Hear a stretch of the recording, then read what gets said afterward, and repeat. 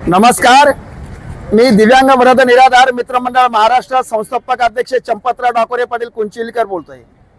आज दिव्यांग बांधवांसाठी दिव्यांगांना हक्क मिळावा म्हणून दिव्यांग वरद निराधार मित्रमंडळ महाराष्ट्र या संघटनेच्या वतीने दर महिन्याला निवेदन देऊन पाठपुरावा करून प्रशासकीय अधिकाऱ्याकडे पडझड दिव्यांग बांधव येत असताना सुद्धा आज 2022 पासून तर आजपर्यंत माननीय जिल्हाधिकारी अभिजित राऊत साहेबांनी 8-7 बैठका एक सुनावणी घेतली, पण त्या सुनावणीमध्ये आणि दिव्यांगाच्या प्रोसिडिंग मध्ये एकही प्रश्न सुटलेला नाही।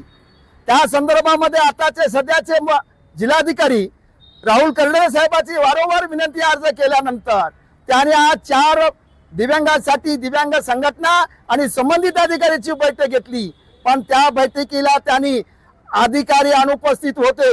तरी पण अनुपस्थित मध्ये माननीय जिल्हाधिकारी साहेबांनी फोनवर संपर्क करून त्यांना दिव्यांगाच्या संदर्भामध्ये वारंवार सूचना निवेदन निर्देश दिले, पण एकाही प्रश्नाची सोडवणूक झालेली नाही।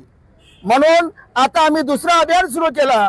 17 फेब्रुवारी 2025 पासून प्रत्येक तहसील कार्यालयामध्ये तहसीलदारांचे प्रश्न वेगळे, गट विकास अधिकाऱ्यांचे प्रश्न वेगळे, दिव्यांगांना या प्रश्नावर प्रोसिडिंग मध्ये 12 प्रोसिडिंग झाल्या, त्या प्रोसिडिंग मध्ये एका प्रश्नाचं उत्तर मिळालेलं नाही किंवा त्यांच्या प्रश्नाचा निकाल जर आपल्या वरिष्ठ अधिकाऱ्याचे आदेश निर्देश जर मानता येत नसेल, त्यांच्यावर शिस्तभंगीची कारवाई किंवा दप्तर दिरंगाई कायदा आणि दिव्यांग हक्क कायदा का वापरला जात नाही याबद्दल प्रश्न विचारलेला आहे।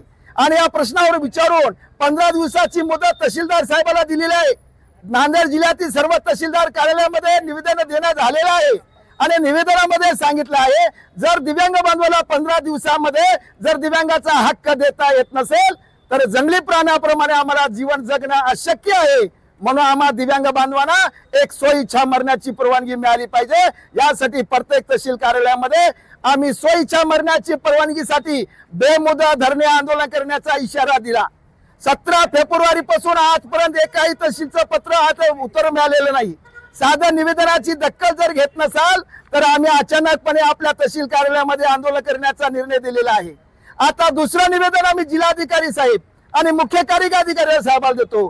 तुमचे कनिष्ठ अधिकारी आम्ही 1 महिन्यापासून दिलेल्या निवेदनाचं उत्तर जर देत नसतील तर याच्याकडे लोकशाही नाही असं समजून आम्ही आता तुम्हाला एक निवेदन देतो। जर कनिष्ठ अधिकारी तुमचं जर मानत नसतील तर तुमच्या खुर्चीला आम्ही मान देतोय, पण कनिष्ठ अधिकारी जर मानत नसतील त्यांच्यावर शिस्तभंगाची कारवाई करा, दिव्यांग दप्तर दिरंगाई कायद्याची अंमलबजावणी करा।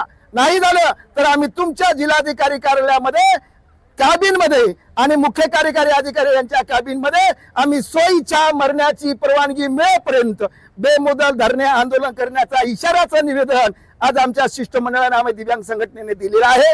या निवेदनावर आमच्या चॅनलवाल्याने आमच्याकडे संपर्क करून आमची चॅनलवर शासनाकडे आणि कुंभकर्ण शासनाची झोप उडवण्यासाठी जे प्रसिद्धी केली, या चॅनलचं सुद्धा मी मनपूर्वक अभिनंदन करतोय आणि माझ्या दिव्यांगाला हक्क मिळाल्याशिवाय माझा संघर्ष थांबणार नाही। जय जय महाराज।